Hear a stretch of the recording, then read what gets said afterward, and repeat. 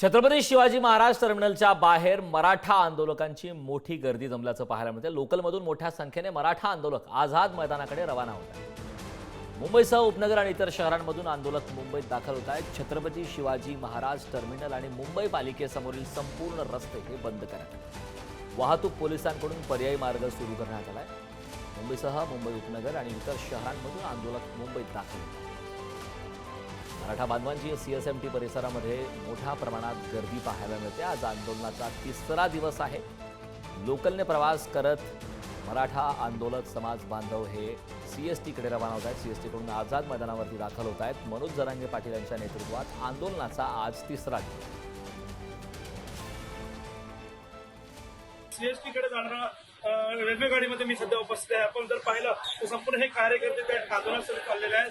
आपण त्यांच्याशी बोलणार आहोत। काय सांगा काका, कुठून चालले आम्ही दिगंबर यांच्यातील आमदार आहे, टाकळगाव तालुका लवा जिल्हा नांदेड। आम्ही इथून आलो की दादाला आम्हाला मुख्यमंत्री आरक्षणा करता या, आम्ही आलो।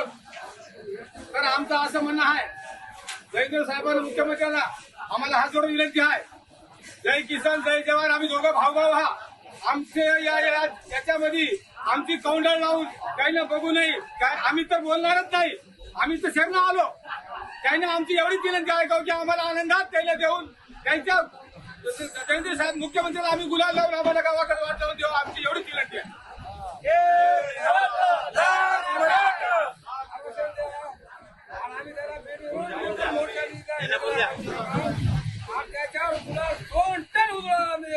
काय सांगाल, गावाकडून आपल्या जेवणाची व्यवस्था पूर्ण झालेली आहे, गावाला कसं वाटतं? काय काय गावाकडून आता व्यवस्था होत आहे। 2 दिवस आधी व्यवस्था झाली नाही।